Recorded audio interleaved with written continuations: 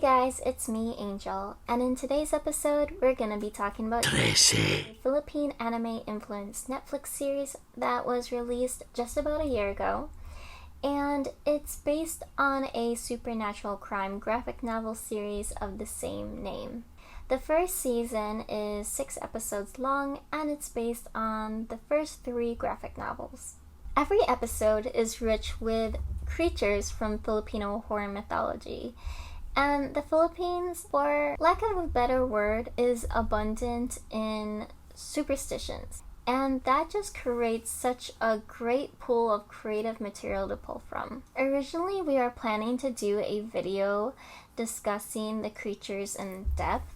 You know, so many great YouTubers have released videos on this subject since this series premiered on Netflix last year.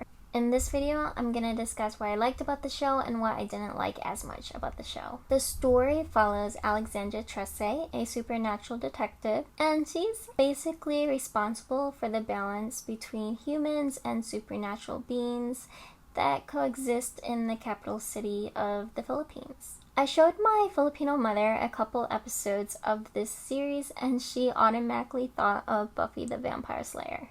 I watched several video reviews on this show. One YouTuber felt that the themes were cheesy. For example, in the Sailor Moon American anime adaptation, there was a theme around the power of friendship. For this show, it's family. If you're familiar with Filipino cinema at all, family is a common theme in most of its films. And I think that just speaks to the values of the people of the Philippines.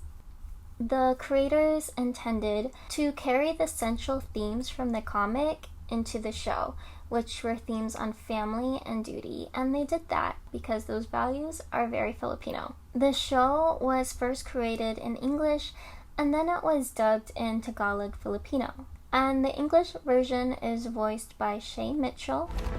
Boys, time to go hunting. She is probably best known for her role in Pretty Little Liars. She's a Canadian actress who's half Filipino, like Cersei and me. I really appreciate that the English version of the show incorporated a Filipino cast.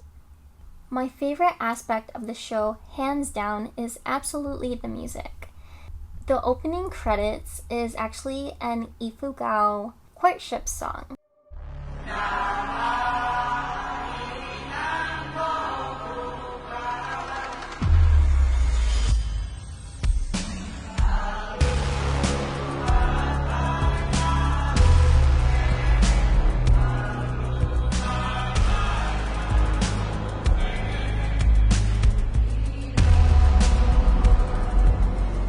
The composers wanted to use a piece of Filipino culture untouched by colonial influence, and honestly, I think that is amazing. The country was colonized by Spain, it was colonized by the US, and it's just been heavily impacted by imperialism.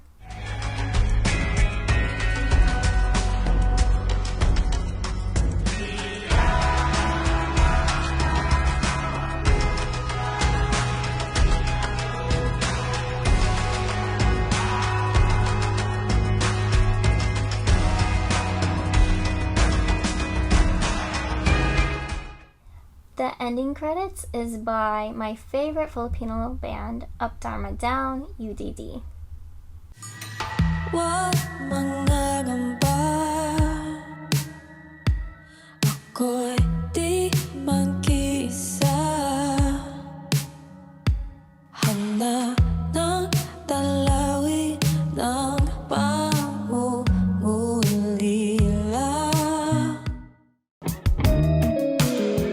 Ang kasalong ko'y ilusyon lamang. Ang sabi ng marunong.